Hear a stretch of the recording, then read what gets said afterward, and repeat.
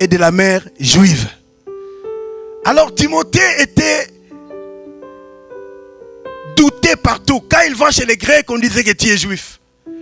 Quand il va chez les Juifs, on disait que tu es grec. Alors il n'avait pas vraiment une identité fixe. Mais heureusement, Timothée ayant vu tout ce qui s'est passé dans la ville d'Éphèse, Paul était frappé, tabassé à mort. On disait même qu'il était déjà mort. Mais Timothée a vu le miracle. Paul n'était pas mort. Et depuis ce jour-là, Timothée a pris la décision, l'engagement de donner sa vie à Jésus. Et là, il a pris une identité qu'on appelle chrétien. Amen. Parce que qui sont les chrétiens? Les chrétiens, ce sont ceux qui ont accepté Jésus-Christ comme Seigneur et Sauveur. Et ce nom a été prononcé pour la première fois dans la ville d'Antioche. Ils ont vu les disciples. Ils ont vu leur vie ressembler à Jésus. Ils ont vu leur comportement ressembler à Jésus. Et dans la ville d'Antioche, on les a directement nommés des chrétiens. Chrétien signifie petit Christ, diminutif de Christ. Leur vie ressemblait à Christ. Alors Timothée a pris cette identité. Et depuis ce jour-là, il était à l'école. Et Paul est devenu son mentor. Paul est en train de l'exhorter, de l'enseigner. Il n'a plus quitté Paul.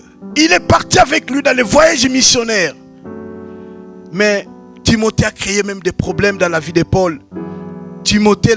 Paul l'amène à Jérusalem. Et il les fait rentrer dans les temples. Or, en Israël, un non-juif ne peut pas rentrer dans les temples. Et il restait dans les parvis dehors. Parce que Timothée était douté du père grec, de la mère juive. Donc, il n'était pas juif 100%. C'est de métisser comme les Samaritains. Alors, ça crée des problèmes à Paul. On l'a même arrêté. Et 4 ans de prison. Il a fait 2 ans à partir de Jérusalem. Et 2 ans, il a fait appel à l'empereur. Il est parti faire les 2 autres années à Rome. Et de là, comme Paul voyait qu'il est déjà à la fin de sa mission, il va écrire à son fils Timothée. Et quand tu vois bien, ce sont des lettres pastorales. Et il montre à Timothée comment tu dois diriger l'église. Et qu'est-ce que l'église doit savoir? Quel est le message que tu dois dire au peuple de Dieu? Alors parmi les messages, parce que le peuple s'est découragé, Paul voulait dire à Timothée d'encourager les fidèles. Parce que c'est Paul qui a fondé toutes ces églises. Maintenant, il n'était plus là. Maintenant, il a donné toute la charge à son fils spirituel, Timothée. Et parmi ces lettres, et il a écrit dans 2 Timothée 3, il dit la continuité de tout ce qu'il a vécu. Il a dit, sache que, mon fils Timothée, les derniers jours surgiront des temps difficiles. Bien-aimés, allons doucement. Le temps difficile. Vous conviendrez avec moi, les temps ne sont plus comme c'était avant. Vrai ou faux? Bien-aimés, même nous qui travaillons, même vous qui travaillez, ou vous qui ne travaillez pas, nous quand on est arrivé en Europe en 2002, on a trouvé déjà des mamans Louise, les autres étaient déjà là. Je vous jure, la vie n'était pas comme ça en France. Oui, c'était dur, mais c'était vraiment facile. Moi, je me souviens, je peux même te prêter 500 € comme ça. Parce que je ne savais pas qu'est-ce que je dois faire avec. Tu travailles 2-3 cailloux. Et tu es au foyer, mais tu travailles, tu gagnes 2500 €. Mais tu es au foyer. Déjà, au foyer, tu ne payes pas le loyer. Même pas l'électricité. Donc, 0. Imagine, tu as les revenus de 2500 €. Moi, mon premier travail que j'ai eu, c'est moi-même qui ai fabriqué les CV par les stylos. Je viens du bled, je ne sais même pas c'est quoi les CV. Je l'ai fabriqué, mais on m'a pris au travail. Mais aujourd'hui, tu peux le faire. Tu ne peux plus le faire, Yaya. Rien que les CV quand on va regarder la poubelle. Donc, même tout a augmenté. Le prix des baguettes, quand on était venu, c'était 60 centimes, à Louise, non? 60 centimes, 50 centimes, moins 40 centimes. Aujourd'hui, la baguette, c'est combien? 1,10 €. Le billet de Divia, c'était quel? Le billet, le ticket de bis, c'était 60 centimes. Aujourd'hui, c'est 1 € combien? Et bien aimé, ça ne va pas descendre, ça va encore augmenter. Bien aimé. Rien n'est devenu facile. Même nous qui travaillons, pour arriver au bout du mois, il faut faire des acrobaties, des cérémonies et des cérémonies. Tout cela prouve, bien aimé, c'est le temps de la fin. Si nous déjà ici on plaire, imagine déjà les autres dans les tiers-mondes, bien aimé. Combien déjà ici ont la responsabilité des familles en Afrique? Combien d'appels que tu reçois? Vous comprendrez que les temps ne sont plus comme avant, bien aimé dans le Seigneur. Tout est devenu calculé. Au niveau du gouvernement, ils font tout pour couper les aides qu'on avait, tout ça, les apps. Ils font tout, les allocations. Quand nous, on était encore au foyer à Châtillon, chaque famille, on leur donnait un billet de TGV chaque mois pour aller faire des courses à Paris. Et à Dijon, on avait un train de 15 € chaque samedi. Tu peux aller à Paris et tu retournes. 15 € aller-retour. Il n'y a plus tout ça, bien aimé. On menace même les allocations familiales. Ça arrivera, bien aimé. C'est pour ça qu'il ne faut pas dépendre de ça. Amen. Ça arrivera. Nous sommes en train de passer déjà les temps difficiles, bien aimé. Tous ces temps-là qu'on a vécu, ça ne reviendra plus. Détrompe-toi, ne pense. Toutes ces formules-là de députés à l'Assemblée générale, ça ne reviendra plus, bien aimé. Les facilités de travail qu'on avait, tu peux travailler des entreprises au même moment, tu reviens ici, ça ne reviendra plus, bien aimé.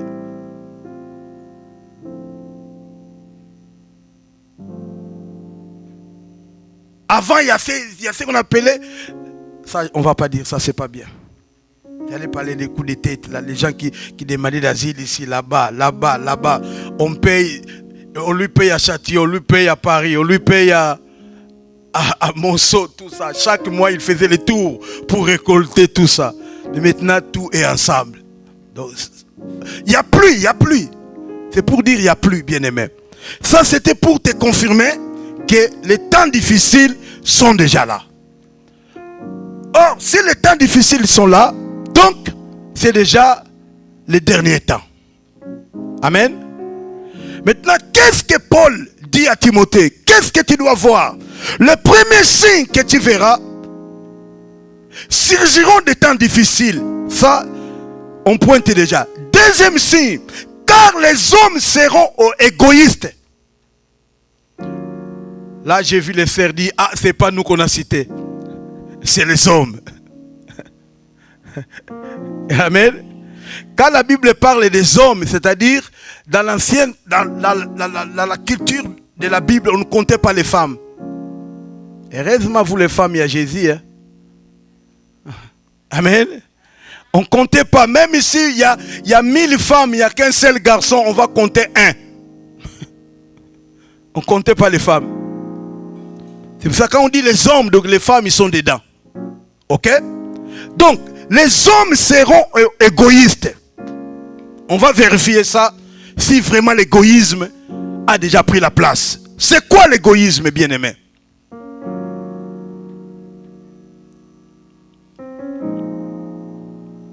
Attachement excessif à soi-même, qui fait qu'on les recherche exclusivement son plaisir ou son intérêt personnel.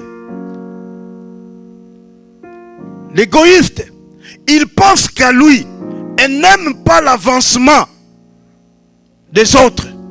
les progrès des autres. Il n'aime pas ça. Est-ce que de tels gens existent, bien-aimés? Qui n'aiment pas l'avancement des autres. Il veut seulement qu'on parle de lui. Si on parle des autres, il n'est pas content. S'il y a l'un qui avance, il n'est pas content. S'il y a l'un qui progresse, il n'est pas content. Ça, c'est un égoïste. Et aujourd'hui, nous le vivons aujourd'hui dans nos familles, dans nos églises. Si une personne excelle, c'est les sciences occultes. C'est la magie. En fait, l'égoïste veut seulement voir son propre intérêt. Quand c'est lui, c'est bon. Quand c'est les autres, c'est mauvais. Il pense qu'à lui. L'égoïsme bat son plein même dans l'église. Il pense qu'à son ventre. J'ai vu les gens de ne pas donner les offrandes, mais ils ont mangé au restaurant chinois. C'est quoi ça? L'égoïsme. Il n'a pas donné les offrandes. Mais après l'église, je l'ai vu au KFC. Tu es libre, hein? Je ne te contrôle pas, mais c'est juste un constat. Ça, c'est l'égoïsme, bien-aimé dans le Seigneur. Quand vous sortez en groupe, toi, tu ne fais pas sortir de l'argent. Il n'y a que des autres qui donnent de l'argent. Toi, tu es amibe, parasite. Tu dépends que des autres. Non, c'est l'égoïsme, Yaya. Pourquoi toi, tu ne contribues pas?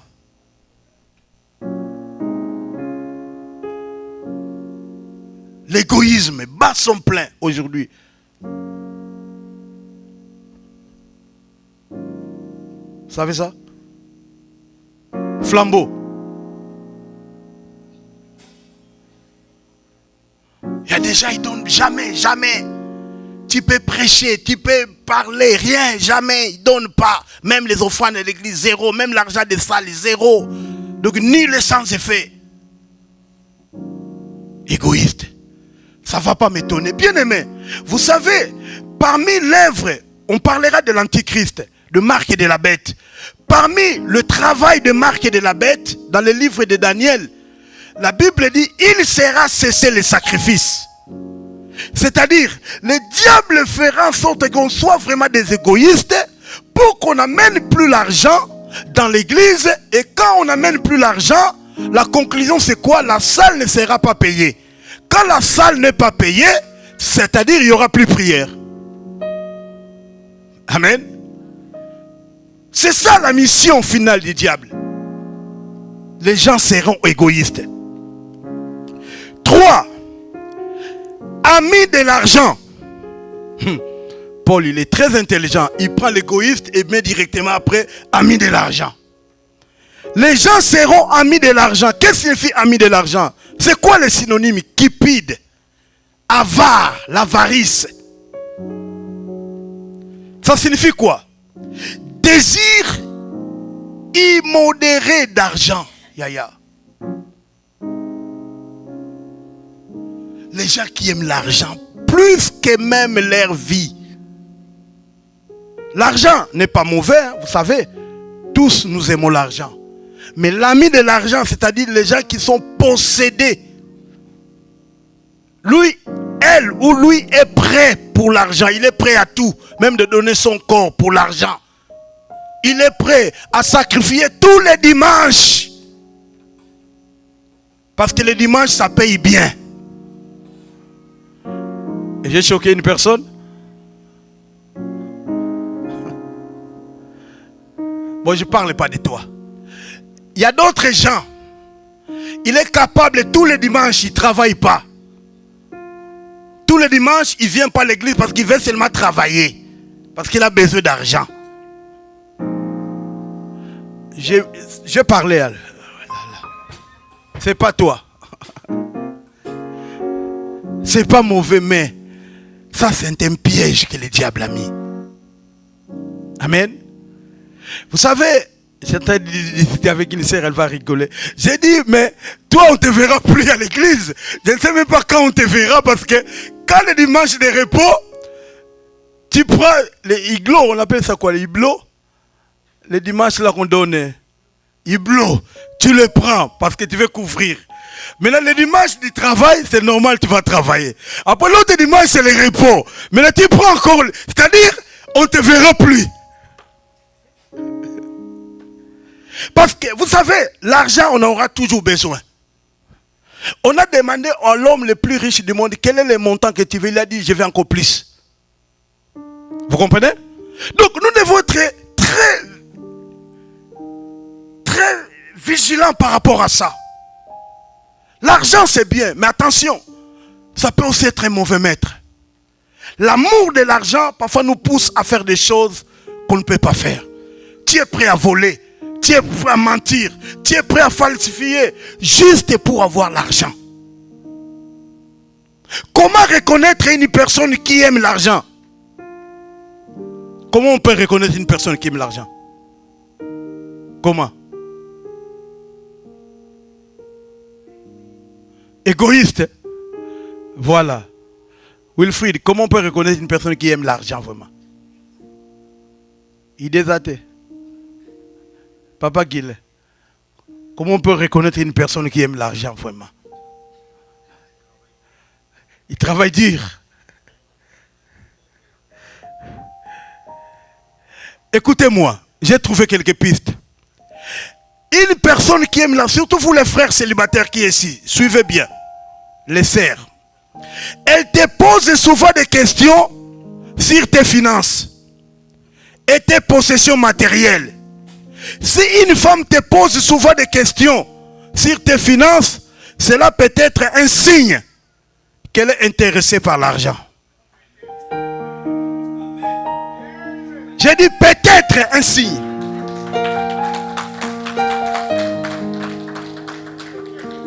Un frère qui vient te solliciter en mariage. Un vieux. Tu travailles où? C'est combien ton salaire? Yaya. Je viens te solliciter. Qu'est-ce que le salaire a à voir là-dessus? Tu es locataire ou propriétaire? Tu deviens banquier. Frère, si tu vois déjà ça, attends.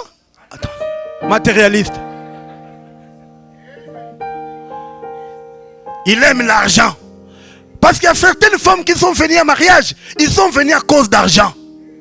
Ils ne sont pas venus pour l'amour, non? Ah ben oui.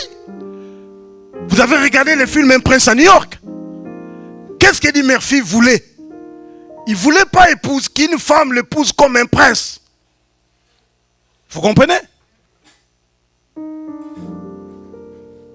Nous qui vivons en Europe, si vous allez en Afrique, vous cherchez une femme, qui va te refuser?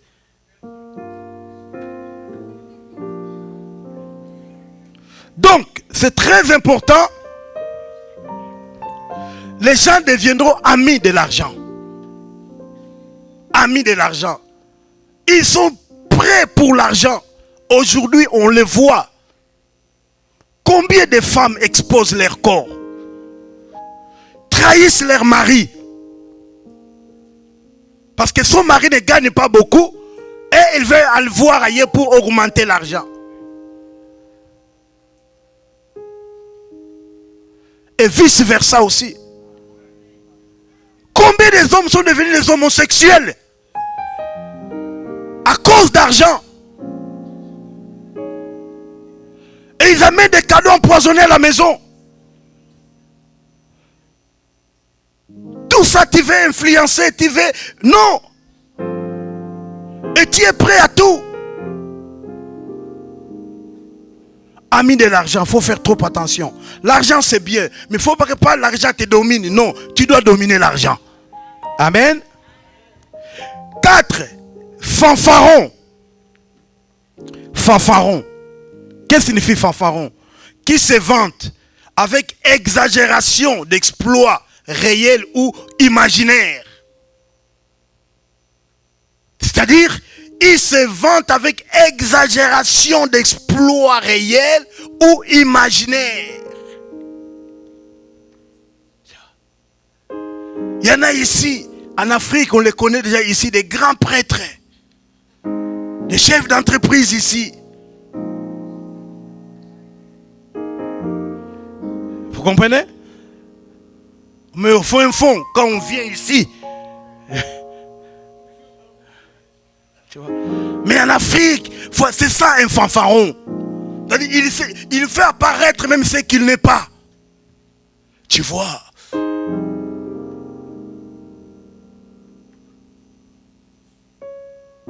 Non. Non. On va aller très loin, on va courir, fanfaron, vous avez compris ça. Et puis regardez Paul ce qu'il ajoute, orgueilleux.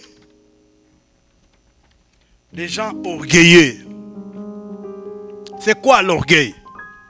Sentiment exagéré de sa propre valeur. Estime excessive de soi-même. Qui porte à se mettre au-dessus des autres. Un orgueilleux. Il pense que c'est lui qui est au-dessus de tout. C'est lui qui connaît tout. C'est lui qui a tout. Bien aimé, il y a d'autres gens, ils ont des choses mais ils ne les disent pas.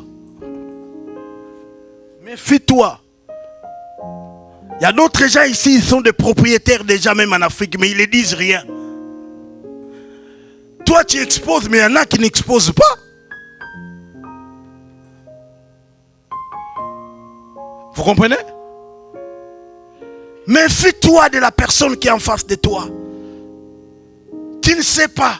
Peut-être lui vit dans la discrétion. Mais toi, moindre chose, tout le monde doit être au courant. Aujourd'hui, maintenant, pasteur, il met des statuts, il dit Dieu est grand. Mais il met les statuts pour qu'on voit, il dit Dieu est grand. Bien habillé, nous sommes humbles dans le Seigneur. Dans les statuts, nous sommes humbles dans le Seigneur. Comment tu sais que tu es humble? Surtout ces jours-là, si des pièces sont rentrées. Chaque culte est présent.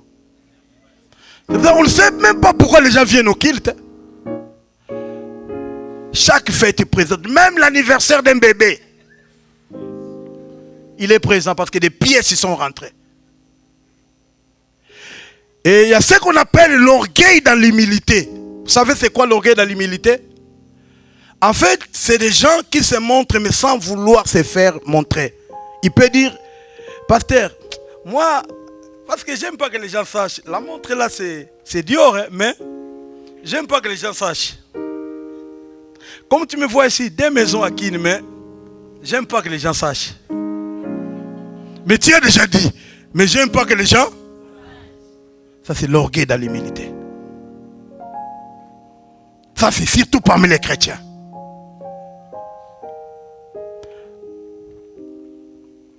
Quels sont les signes de l'orgueil? Quels sont les signes? Vouloir toujours avoir raison. Un orgueil, il a toujours raison. Viens dans... Oh mais non, c'est comme ça, c'est moi. Écoute, c'est-à-dire un orgueilleux, il a toujours raison. Il veut écouter personne. Il a toujours raison. Si tu as ça, sache que tu es un orgueilleux. Et tu fais déjà partie des signes des temps de la fin. Couper sans cesse la parole. Dans une réunion, lui il coupe la parole sans autorisation. C'est un orgueil. Pourquoi il coupe? Parce qu'il sait que c'est lui seulement qui connaît. C'est seulement lui qui doit parler. Adorer être au centre de l'attention. Ça c'est un orgueil. Donc il veut attirer c'est-à-dire il veut que tout le monde lui fasse attention quand il est là. Donc il faut qu'il crée un truc pour qu'on sache qu'il est là. Jamais il peut passer inaperçu. Jamais il peut passer discret. Yaya. Beaucoup de combats que tu as parce que tu t'exposes trop. Amen. Parfois il y a des choses que tu dois garder. Même les Français ont dit toute vérité n'est pas bonne à dire. Il y a des choses, tu n'es pas obligé de les dire, Yaya. Joseph a tiré les combats lui-même. Donc, tu veux être au centre de tout. accordait plusieurs importances à son statut. Il accorde plusieurs importances à son statut, de qui il est. Moi, je suis le pasteur, le visionnaire, Daddy. C'est moi. C'est moi qui a commencé. C'est moi qui ai commencé. C'est moi le fondé. Bien-aimés, nous ne rentrons pas au ciel par rapport à ce que nous faisons. Non, mais par rapport à ce que nous sommes. Alléluia. Le titre est là. Dieu s'en fout de ça. Dieu s'en fout de nos titres, bien-aimés.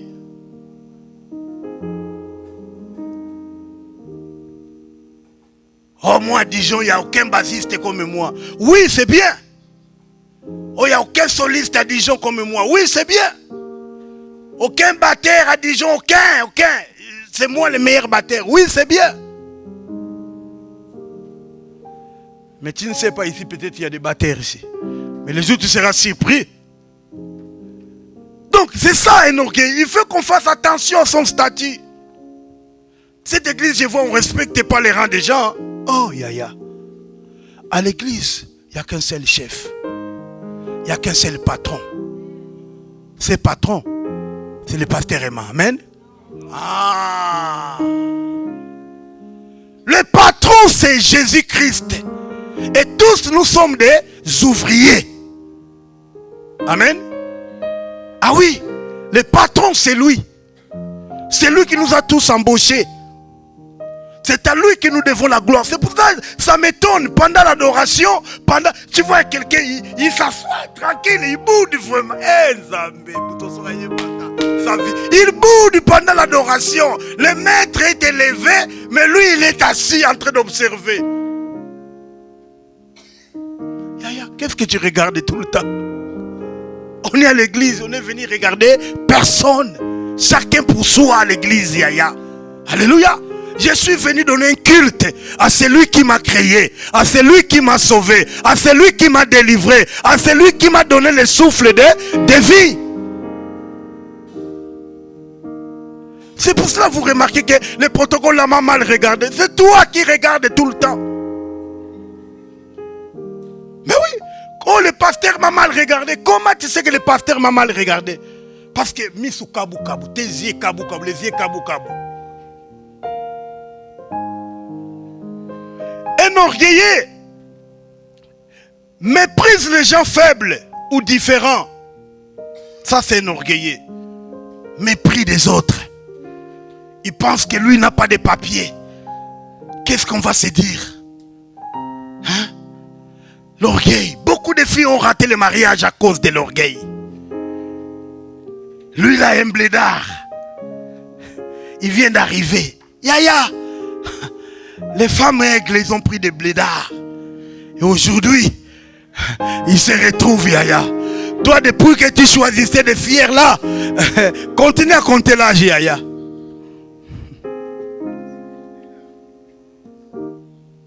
Mépris, mépris. D'ailleurs, regarde son français. Pasteur, j'avais pistonné des gens parce que c'est notre rôle aussi de pasteur. Tu sais, la sœur a refusé. Pourquoi? Il m'a dit son expression grammaticale n'est pas bonne. Ton expression grammaticale. Yaya. J'ai dit, oh, regarde quand il m'a écrit, il n'a pas bien conjugué le verbe. C'est pour cela qu'il refuse, oui.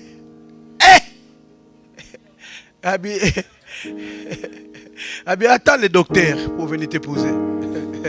C'est la docteur, c'est la professeure. Amen. Mais un visionnaire, il dit que oui, il ne sait pas bien parler, mais je peux l'aider. Amen. Je peux l'aider. Yaya, tu n'es pas né avec les papiers. Aussi, qu'est-ce que tu penses que tout homme vient auprès de toi pour les papiers? Qu'est-ce qui te dit ça? Qu'est-ce qui te fait penser à ça? Vous aussi les frères aussi, vous exagérez aussi. Vous aussi la sœur vous accepte et puis vous habitez ensemble. Dès que tout est bon, tu as tes papiers. Oh, tu sais que j'avais un fils en Afrique. Oh, sa maman, elle doit venir. Après, la sœur là devient inutile. C'est pour ça aussi les femmes sont devenues très intelligentes. C'est à cause de vous aussi. Ah oui? Non. Surtout vous qui épousez des femmes blanches. Ah oui? Les hommes qui épousent les femmes blanches, ils pensent que ça, ce n'est pas un mariage compté. Vous comprenez? Ça, ce n'est pas compté. Donc, Dieu n'a pas fait attention à ça. Donc, si je tire les papiers après un football. Non, bien-aimé. C'est une créature de Dieu. C'est ta femme, Yaya. Que tu dois être avec elle, Yaya.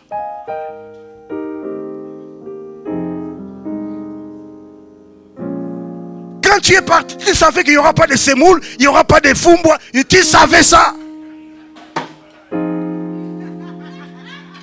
Tu t'es préparé pour des salades mentales déjà. Mais après 2 ans, 3 ans, oh non, tu vois, il faut quelqu'un de chez nous. Non, c'est un péché, Yaya. C'est une créature de Dieu.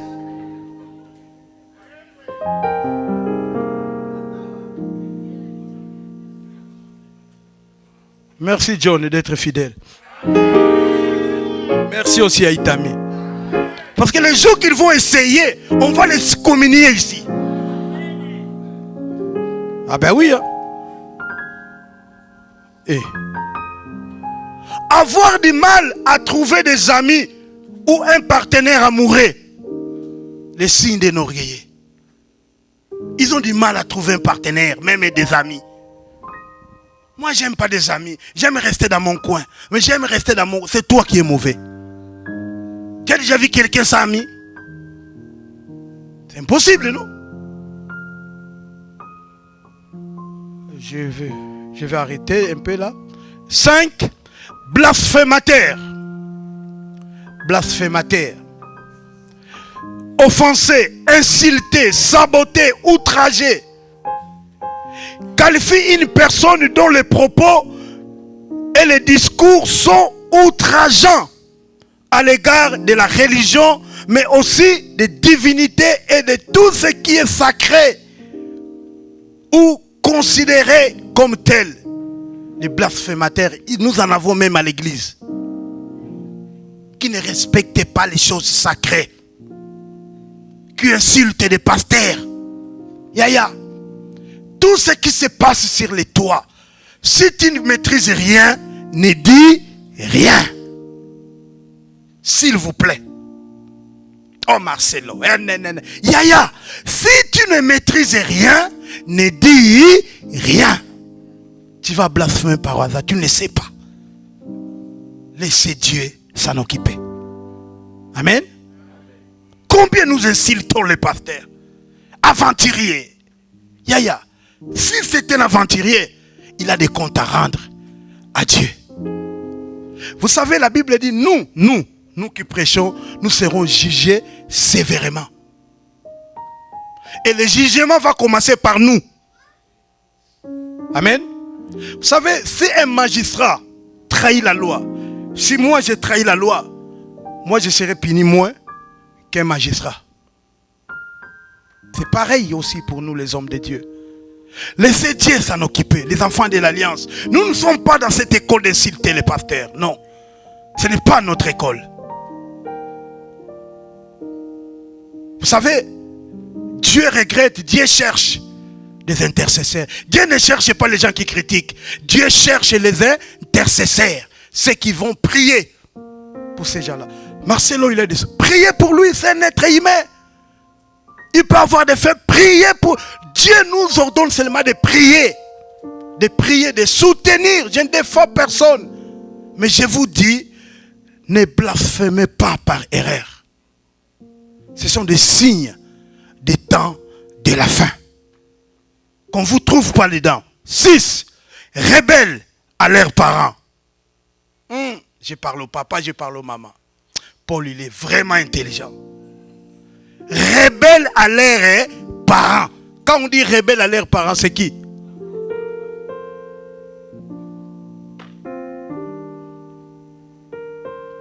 C'est quoi rebelles à leurs parents?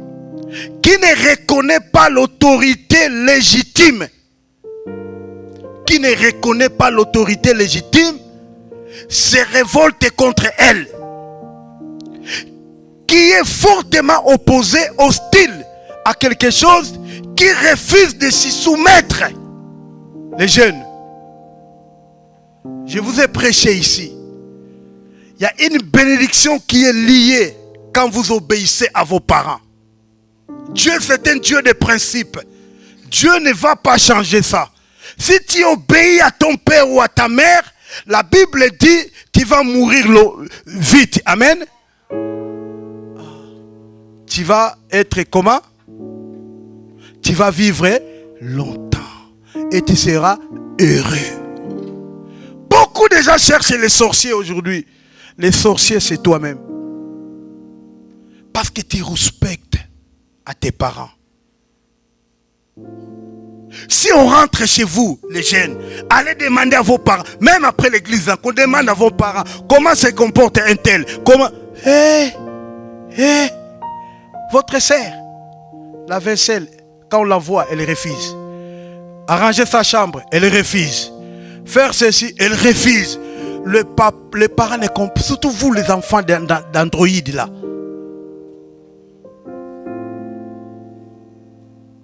Parce que la maman ne parle pas bien français, le papa ne parle.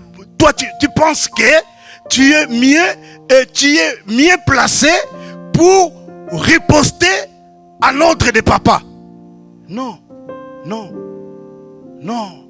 Le père, c'est un géniteur. C'est lui qui t'a donné la vie. Il mérite le respect. Même il est vieux, même il n'a pas étudié, même il n'a pas de diplôme comme toi. Le père, c'est un repère. Sans père, tu ne seras pas vivant. Sans mère, tu ne seras pas vivante. Il mérite le respect. Amen. Combien des enfants acquisent leurs parents, même auprès des assistants sociaux? Et tu as mené la vie dure à tes parents. Qu'est-ce que ces parents ont fait? Aujourd'hui, tu as la vie. Va demander ceux qui ont bled comment ils vivent, Yaya. Appelle tes cousines au bled. Ils vont te dire. Mais toi, tu as de la chance. Je vais appeler ça la chance. Tu es en France. Tu es étudié avec des bonnes conditions. Église split, mais aujourd'hui, ça ne fonctionne pas. KFC. McDo, tacos. Tes parents se poumonnent, ils se lèvent. Bien aimé, j'ai toujours dit à mes enfants, si moi je quitte chez moi pour aller travailler, c'est pour vous. Ils sont la source de ma motivation. Je peux dire je dors, mais quand je pense que ma fille aura besoin d'un téléphone, ma fille aura besoin, je dois aller travailler. Mais qu'est-ce que vous donnez en retour à vos parents? Tout parent veut voir un enfant bien éduqué. Ça reflète l'image de son père. Aucun parent ici va envoyer sa fille d'aller voler. Je ne pense pas. Je ne pense pas. Les enfants, faites notre honneur. Faites notre joie. Faites notre joie. À l'école, partout où vous partez, qu'on voie que c'est le fils d'un tel. Vous savez pourquoi on a demandé à David, de qui es-tu fils? On voulait voir son père. Bien aimé, ça nous fera plaisir. Moi, j'ai croisé un ami de mon père. C'est un militaire. Moi, je ne savais pas le comportement de mon père parce qu'il m'a mis au monde. Quand il était jeune, je ne savais pas. Mais cet ami-là m'a dit, mon père est déjà décédé, mais l'ami de mon père m'a dit, si je te vois, j'ai envie de te faire du bien. J'ai dit, pourquoi? Ton père fit un bon. Vous comprenez? Ça fait un plaisir. Mais vous aussi, les enfants, nous avons aussi besoin d'entendre ça. Votre fille à l'école, super. Maintenant, l'année va commencer, la 2025, la 2026. Le même comportement que tu avais. Tu avais vu ton diplôme, ton bulletin. Tu as vu les matières que tu n'as pas bien travaillé. Tu as vu, les professeurs, ils mettent le comportement, trop de bavardage. Ils parlent à tout le temps. Ils ont mis ça. Quelqu'un sait déjà de qui je parle. Tu vas continuer avec ça. Faites-nous plaisir. Amen. Lavez les assiettes. Une mère, Un papa qui t'envoie, il sait que ce qu'il te donne comme travail, ça ne va pas te tuer. Non. Et d'ailleurs, on ne peut même pas vous envoyer. Vous devez vous organiser. Tu vois la vaisselle, tu pars déjà faire avant qu'on t'envoie. Mais le problème, quand tu es dans les TikTok, YouTube, depuis, c'est-à-dire,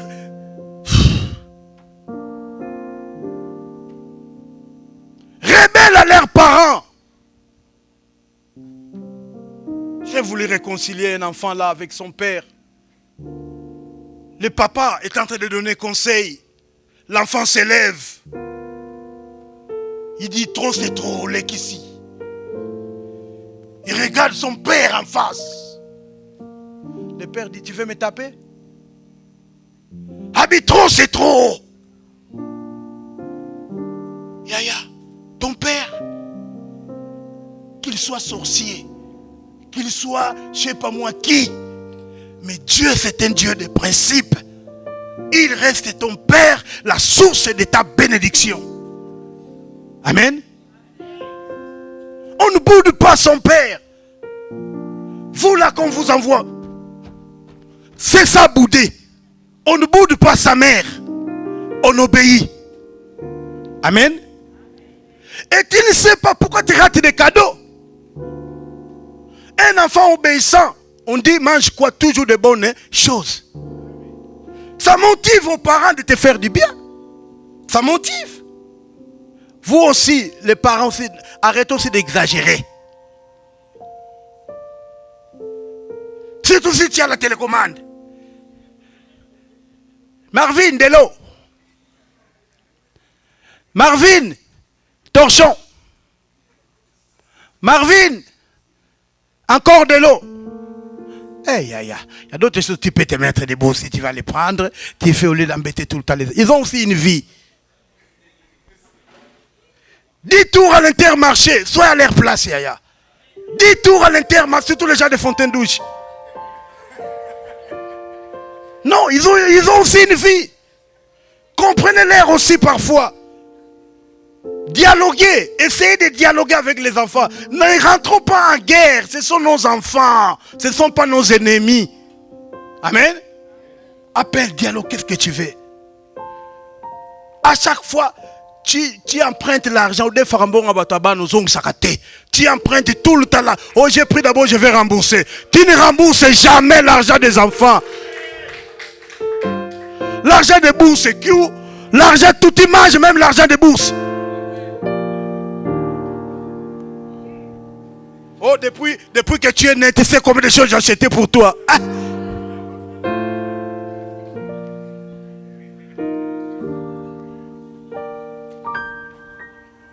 Bon, on va arrêter ici par rapport à l'heure. On va continuer dimanche prochain. Que Dieu bénisse sa parole.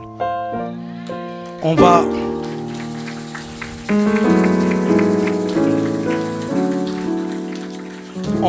va s'élever. On va prier même 5 minutes. Tu as écouté la parole.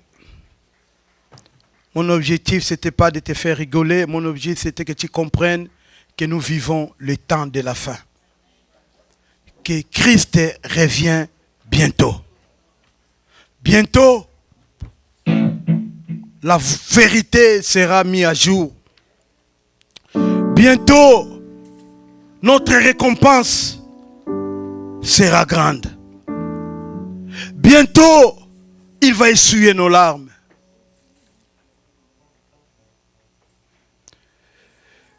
Dieu tout-puissant, car mon cœur considéré tout l'univers créé par ton pouvoir, le ciel d'Asie et l'éclair étonné, l'éclair matin pour les ombres du soir. Alors mon cœur s'écrie à chaque instant que tu es bon, oh Dieu d'amour. Alors mon cœur s'écrie C'est une prière. Que tu es grand, oh Dieu d'amour. Mais quand je songe, au sublime mystère. Réfléchis en toi, rentre en toi.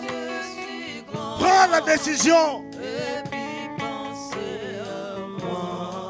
Oh, que son cher fils est devenu mon frère et que je suis l'héritier du grand roi. Et tout mon être alors s'élève un chant. Et tout puissant, que tu es grand. Et tout mon être alors s'élève un chant. es tout puissant, que tu es grand.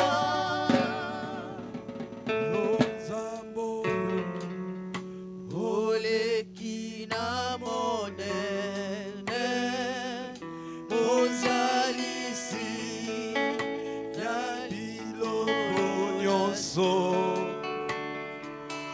ozalisa kilola pe mokili osali nyonso na boli oyo nzambe nzambe na nguya tosanzola